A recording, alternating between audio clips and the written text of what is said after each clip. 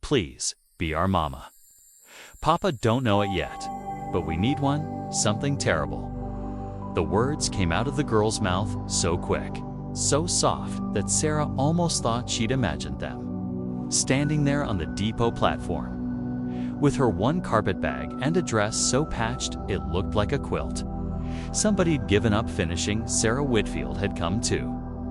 1,000 miles on a promise written in a stranger's hand.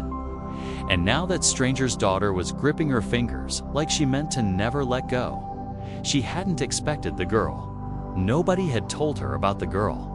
The letter from Thomas Corrigan had said plain and simple things. Cattle ranch outside Sweetwater. Needed a wife, would pay her train fare. Expected a woman who could work. It hadn't said one word about a 6-year-old with dirt under her fingernails and hope. So raw in her eyes, it near broke Sarah's chest open right there on the platform. "What's your name, sweetheart?" Sarah asked, crouching down despite the ache in her knees from 3 days of hard travel. "Della," the girl said. "Della Corrigan. And that's my brother Jesse. Only he's shy on account of Mama dying, and he don't talk much no more." The boy, maybe 8 years old, stood a few feet back with his hat pulled low, refusing to meet Sarah's eyes. He had his father's jaw already. She could see that even from here. Set hard. Stubborn as a fence post, Sarah had left Ohio wearing her best dress. But 3 days on trains and one final stretch in the back of a produce wagon had turned that dress into something she was ashamed to be seen in. The lace at her collar had torn loose. There was a rust-colored stain on the hem she hadn't been able to scrub out at the last water stop. She smelled of coal smoke and her own nervous sweat. And she stood there in front of these children, in front of the ranch hand who'd come to fetch her. A weathered older man named Cooper who kept glancing at her like she was a stray dog he wasn't sure could be trusted around the livestock, feeling lower than she'd felt in her whole life. He didn't come himself, Sarah said. Not quite a question. "Mr. Corrigan's mending fence on the north section," Cooper said, not unkindly, but not warmly either. "Told me to bring you out." Said he stopped himself. Said what? "Nothing, ma'am." "Let's get your bag." But Della, walking close beside Sarah's skirt, whispered it anyway. "He said he hoped you weren't going to be difficult." The last two ladies who wrote back, they changed their minds when they heard about us kids. Sarah's stomach dropped clean through the wagon floor. So there had been others. Others who'd read about a widower with 2 children on a cattle ranch and decided that wasn't the life they'd crossed the country for. She understood it in a way. A husband was one thing to gamble on. A ready-made family, grief still fresh in the house like old smoke that wouldn't clear, was another kind of wager entirely. But Sarah had nothing to go back to. Her father's debts had swallowed the family farm 8 months before, and her mother had died of a fever that same winter. And her older brother had made it clear there wasn't room nor patience for an unmarried sister who couldn't pay her way. She'd answered Thomas Corrigan's advertisement because it was the only door left standing open to her. And she'd told herself she would walk through it and be grateful. Whatever waited on the other side, she had not expected to find 2 children already loving her before. She'd said a single word back. The ranch house came into view as the sun dropped low and orange over the hills. And it was a good house, sturdy, freshly whitewashed, with a wide porch and smoke curling from the chimney. But the yard told a different story. The garden had gone to weeds. The wash hanging on the line looked gray instead of white. There was a loneliness to the place that no amount of good lumber could hide.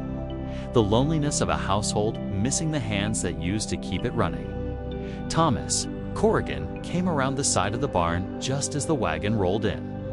And Sarah's first sight of him was a tall man wiping sweat from his brow with a forearm, stopping dead when he saw her, his face doing something complicated that she couldn't quite read. "You're the one who wrote," he said. It wasn't a question either, but there was doubt buried in it. Sarah Whitfield. She climbed down from the wagon before Cooper could help her. not wanting to seem like she needed help, though her legs were shaking with exhaustion.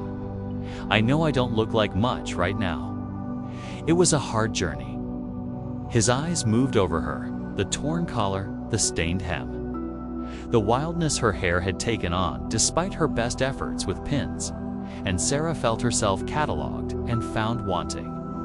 The way she imagined he might look over a horse he was deciding not to buy.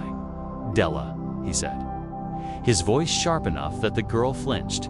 "Get on inside and help with supper." But Papa, inside. Now, Della went, casting one last look back at Sarah. A look that said, "Please, please don't leave." And it lodged itself somewhere behind Sarah's ribs and stayed there. When the children were gone, Thomas Corrigan crossed his arms and looked at Sarah with the particular exhaustion of a man who has been disappointed too many times to trust his own hoping. "I'll be plain with you, Miss Whitfield, since plain is the only way I know how to be. 2 women wrote back to my advertisement before you. Both of them seemed fine on paper. Both of them took one look at this ranch, at my children, and decided the life wasn't what they'd bargained for. I don't have the patience left to watch my children get attached a 3rd time, only to be left standing in the dust again." "I'm not leaving," Sarah said. "You don't know that yet. You don't know what it is, running a house with 2 motherless children and a husband who's out working sunup to sundown most days. You don't know what winter's like out here, or how it feels when Della cries in her sleep, calling for a woman who's been dead 2 years. No," Sarah admitted. "I don't know any of that yet. But I know what it is to lose everything and have nowhere left to stand. I know what it is to be looked at like you're a burden nobody wants to carry. And I'd rather try this and fail honest than go back to Ohio and rot in my brother's spare room, being reminded every day that I'm a mouth he resents feeding." Something shifted behind Thomas's eyes. Some flicker of respect he hadn't expected to feel. But his jaw stayed hard. "We'll see," was all he said. And he turned and walked back toward the barn, leaving her standing in the yard with her torn dress and her carpet bag and the fading light turning everything the color of a bruise. That first night, Sarah cooked supper in a kitchen that wasn't hers yet, using a stove she didn't know the temper of. And she burned the biscuits and undersalted the beans. And Thomas ate it without complaint, but without warmth either. A man doing his duty by a stranger's cooking. Jessie didn't say one word through the whole meal. Della kept sneaking glances at Sarah, like she was checking to make sure she was still there. Still real, still not vanished the way good things sometimes did in that house after supper. When the dishes were done and the children sent to bed, Sarah found Della sitting alone on the porch steps in the dark. Knees pulled up to her chin, "Can't sleep?" Sarah asked, sitting down beside her. "I keep thinking you'll be gone by morning. Like the wind just blew you in and it'll blow you back out." Sarah felt the ache of that settle deep. "I'm not wind, Della. I'm a woman who came a long way with nothing left behind me to go back to. That means something different than wind. That means I'm planted whether your papa wants me to be or not." Della was quiet a moment. Then Jessie used to talk all the time. Before, he had this laugh that sounded like Papa's. Real loud, and he'd tell stories about the cattle like they had names and feelings. Silly things, but they made me laugh too. He don't do that no more. "Grief takes different shapes in different people," Sarah said softly. "Some people cry it out. Some people go quiet with it. It doesn't mean he's broken. It means he's carrying something heavy and hasn't found the place to set it down yet. Will you help him find it? The place to set it down." "I'll try," Sarah said, and meant it with her whole chest. The weeks that followed were not easy ones. Sarah scrubbed the house from floor to rafter, restored the garden bed by bed, learned the particular stubbornness of that cook stove until her biscuits came out golden instead of burnt. She learned Jessie's silences and found she could sit with him while he did his chores without demanding words from him. Simply being present, simply letting him know somebody wanted to be near him, even in his quiet.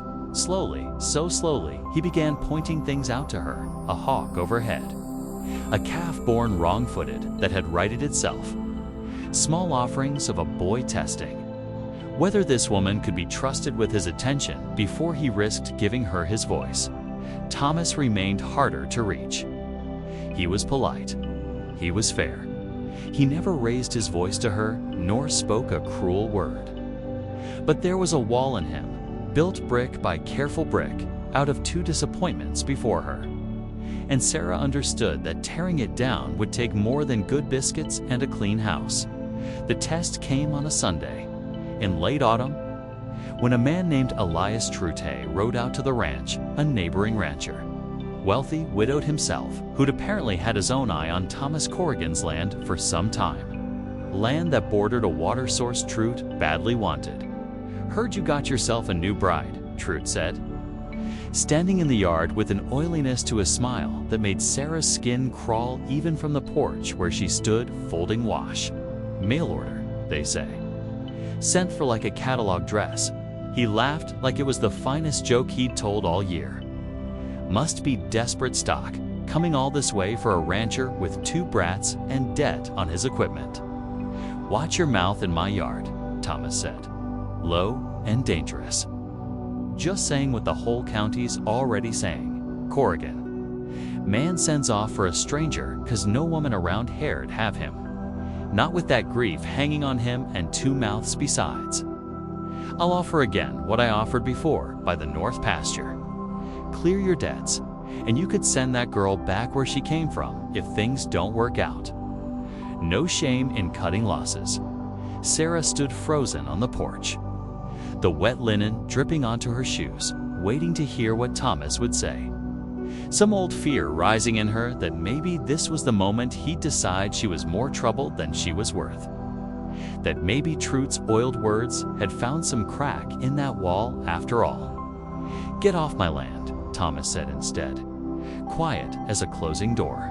"And don't come back with offers for what isn't for sale. Not my pasture. Not my family." True rode off laughing like he hadn't lost anything. But Sarah's hands were shaking so hard she nearly dropped the wash basket. That night, after the children were down, Thomas found her in the kitchen, staring at nothing. And for the first time since she'd arrived, he sat down across from her at the table like he meant to actually talk. "He's wrong, you know," Thomas said. "What he said out there about desperate stock, is he?" Sarah's voice came out smaller than she meant it to. "I came because I had nowhere else to go, Thomas. That's true whether Elias Trute says it cruel or not.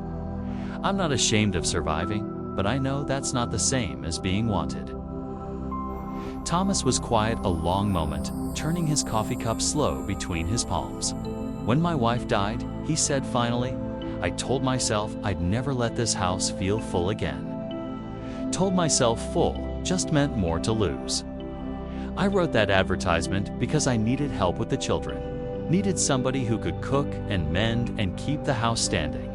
And I told myself that was all I wanted. Something practical. Something I couldn't lose the way I lost her, because I wouldn't let myself feel anything about it in the first place.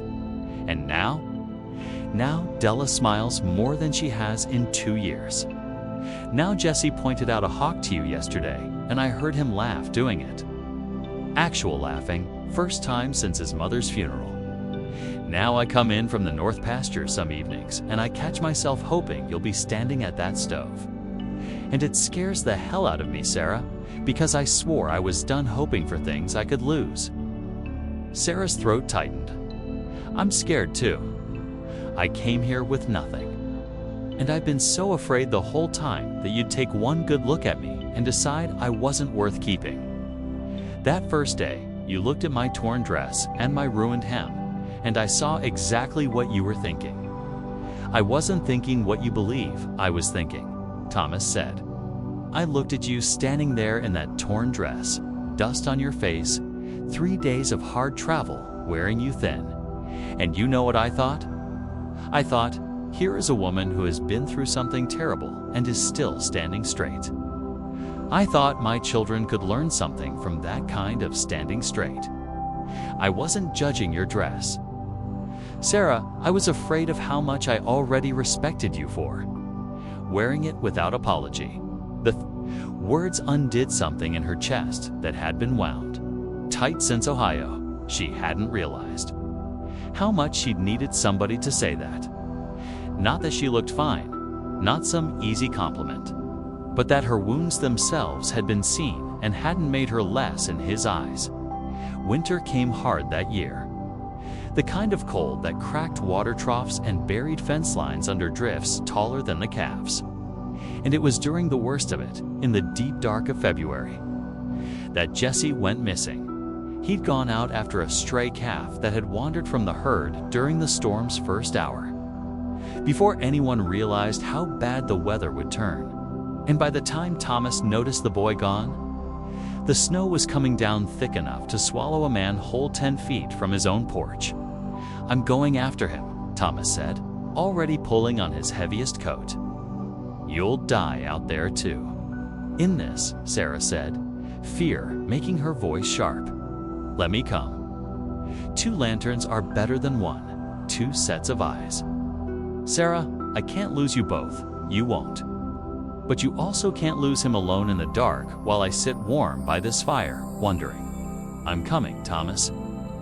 This is my family too, whether that scares you or not." They went out together into a whiteness that swallowed every landmark, calling Jesse's name until their throats went raw, following the fence line by feel more than sight. And it was Sarah who spotted the dark shape huddled against the leeward side of the old line shack. Half buried already, the boy's lips gone the color of ash. Jesse. She was on her knees in the snow before she'd even decided to move, gathering him against her, feeling for breath, for warmth, for any sign of life in a body gone terrifyingly still. "He's breathing," she called out, and heard Thomas's ragged sob of relief through the wind. "He's breathing, but we need to get him warm now." They carried him between them back to the house. And Sarah worked through the night with wet cloths and warmed blankets and her own 2 hands pressed against his, refusing to let the cold win, refusing to let this family lose one more person to the harshness of this land. Toward dawn, Jesse's eyes fluttered open, and the first thing he said, hoarse and small, was, "I didn't want the calf to freeze. Mama always said we don't let creatures suffer if we can help it." "You did right trying," Sarah said, tears finally spilling now that the fear had somewhere to go. "But you scared us near to death, Jesse Corrigan. You hear me? Near to death. I'm sorry." His hand found hers under the blanket. "Sarah, is it all right if I call you that? Mama, I mean, not just Sarah." Something broke open in her chest, gentle as morning light through a frosted window. "It's more than all right," she managed. "It's the finest thing anybody's called me in a long while." Thomas stood in the doorway, watching this. And when their eyes met over the boy's exhausted face, there wasn't a wall left standing between them. Not one single brick. Spring came slow that year, but it came the way it always does. The snow finally giving up its grip on the hills. The garden Sarah had restored, pushing up green shoots through soil gone soft again. And on a morning bright with new sun, Thomas found her hanging wash on the line.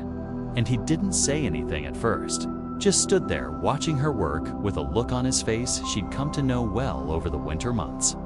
A look she'd stopped being afraid of. "Marry me proper," he said finally. "I know the paper's already signed. The county clerk's already got our names down. But I want to ask you proper, the way a man asks a woman he's not settling for, but choosing. Sarah Whitfield, will you marry me? Not because you had nowhere else to go, but because I can't imagine one more morning of this life without you standing in it." She set down the wet shirt she was holding, walked to him across grass, still wet with dew, and put both her hands against his chest where she could feel his heart going quick beneath his shirt. I came to you in rags. Thomas Corrigan, with nothing to my name but a torn dress and a desperate hope. You could have turned me away that first day. Elias Trout could have been right about all of it. But you saw something in me worth keeping, even covered in dust. Even shaking with fear, I tried so hard to hide. So yes, I'll marry you proper. I'll marry you 100 times over if you keep looking at me the way you're looking at me now. He kissed her there in the wet grass, with the wash flapping on the line and the mountains still capped white in the distance. And from the porch came the sound of two children whooping and hollering their approval, Della jumping up and down. And Jesse laughing, actually laughing. That loud laugh his father had told her about. The one that sounded just like Thomas's own. That evening, as the family sat together at a table Sarah had scrubbed clean 100 times over the past months, Della looked up from her plate with the same solemn seriousness she'd carried that first day on the depot platform. "You remember what I said when you got off the train?" she asked. "I remember every word," Sarah said. "I said, please be our mama, but I didn't know then how much I meant it. I didn't know a person could feel this glad about anything." Sarah reached across the table and took the girl's small hand in hers, then reached for Jesse's on the other side, and looked at Thomas across the flickering lamplight. At this family that had been broken by loss and was now, slowly, stitching itself whole again around a table that no longer felt like anybody's but her own. "I am your mama," she said, her voice steady now, sure in a way it had never been on that platform months before. "I was your mama the moment you took my hand. Della, I just needed time to believe I deserved to be." Outside, the wind moved soft through new spring grass, carrying the smell of turned earth and wood smoke, and inside that farmhouse kitchen, for people who had each been lost in their own particular way, sat together in the golden light, finally fully home.